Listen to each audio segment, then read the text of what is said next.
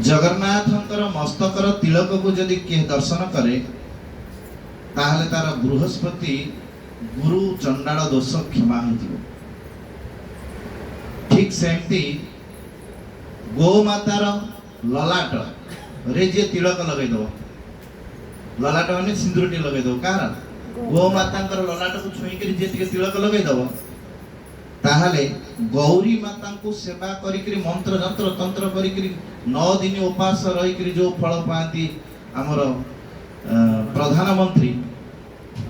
नवरात्र करी खाली तमे जदि जगन्नाथ तिलक को चाहिए मंत्र पढ़िबो आड़े गोमाता मस्तक कौन करदेव टिके तिलक लगेदेव ताहले तमे गौरी माता कृपा पाइब। बोला आनंद एक बार कहले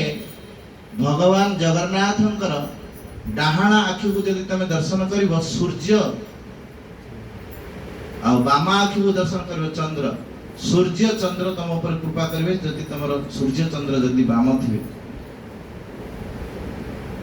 कहले गोमातार नासिका को जदि के छुई दब नाक को गोमातार ताहले ताको कार्तिक भितर जो शक्ति अछि हां कार्तिक मास कार्तिक को पूजा करंती कहीं तो कार्तिक भितर जो शक्ति अछि गोमाता नाक को टिके जदि के आंसी दब ताहले तार कार्तिकंकर बल ताको पाखको आसीबो। भगवानकर ए अधर को जे दर्शन करिवो तांकर बुद्ध दोष जदि ठीक नथिबो से ठीक हे जिवो। कहले गोमातांकर कान को जदि के आंसी दब गोमातांकर कान को जदि टिके खाइबो देला बेले जे जदि आंसी दब ताहले तार समस्त प्रकार जेते रोग भयंकर रोग थिबो सेथिरे रक्षा हे जिवो।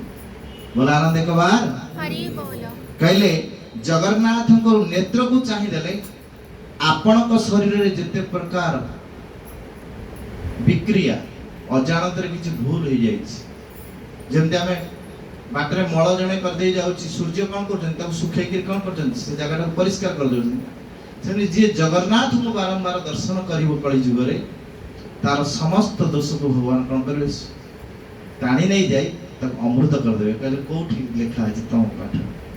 कहले होची भविष्य पुराण गीतार तृतीय अध्याय 13 नंबर श्लोक रे कहचंदी यज्ञाशिष्ट सिन संतो मुच्यन्ते सर्व किल विषय भुंजन्ते ते अघं पापा जे पचन्त्यात आत्मकरणा। ये जगतर सब वस्तु होची दूषित ठाकुर को पाखरे जतो निवेदन कर दबो ठाकुर से चंद्र सूर्य आखिर ताको ग्रहण करी ताको कोन करंती पवित्र कर देनी महाप्रसाद तेणु ताको जे खाती अजर अमर रह जाते एबे से शिक्षा अष्टकर पढ़ुथले।